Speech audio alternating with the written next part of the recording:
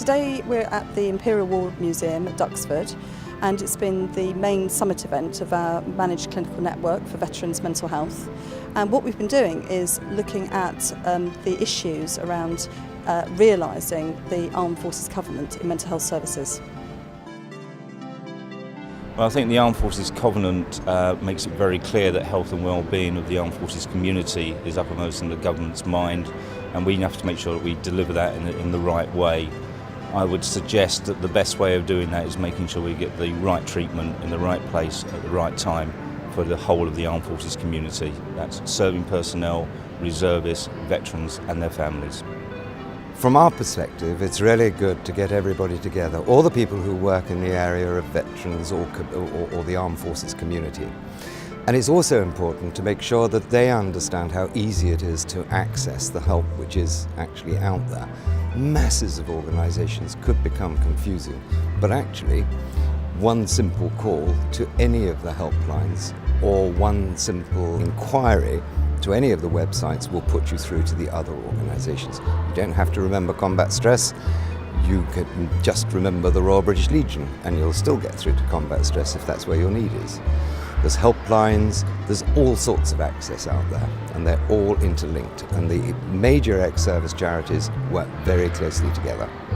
My avenue is with Mission Motorsport as a volunteer. Mission Motorsport is the Armed Forces charity for motorsport, and we're moving people through from service into civilian life using motorsport as a tool, and we can be a small part in a big wheel and hopefully see people moving forward in their mental health problems. I've been here today, very kindly invited, to give a recount of my own personal story of how life has been since my son was injured, and what it's like from a family's point of view living with somebody who has severe injuries sustained through combat, and also to outline the work that we do as the Invicta Foundation and our reason for setting the foundation up. That being that as families, as non-dependent family members, we fell through the net really of the welfare system that the MOD have set up, and we formed the foundation so that we could support family members there through their recovery pathway with their wounded and sick service personnel. And I'm really just here today giving an outline of what the foundation do and being the voice for the other families who will be affected by the future clinical commissionings, etc., that are being discussed here today. I think the most important thing I'd like people to take away from today is the link between physical and mental health recovery after an injury, whether it be in combat zones or through military experience. And one of the things we do in BLESMA is really promote that, the camaraderie that people find through military service, and we encourage that through our rehabilitation and activities programme. We've found over the years since we've been in existence that bringing people together, that fellowship of shared experience, through challenging and physical activity really does have a beneficial effect on their overall psychological and mental health and, well, really their health and well-being.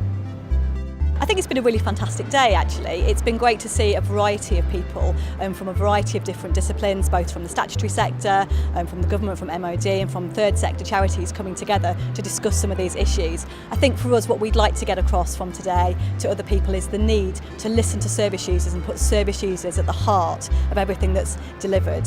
I think the challenge for us to take away is to think about the issues with reservists and how we can best support them for the future. Well, it's been a really busy day today. We've had both, presentations from keynote speakers. We've had quite a detailed debate using keypad voting to look at the kind of, depth and spread of views amongst our delegates here. We've heard today a range of perspectives on the meaning of the Armed Forces Covenant, from the Department of Health through to veterans and their families. We've done some very detailed group work looking at different scenarios and different challenges faced by different people. And we've also had a very challenging debate where we've demonstrated that there really is a difference of opinion out there about how we realise the Armed Forces Covenant in the way that we commission and provide mental health services both in the statutory sector and also non-statutory sector services.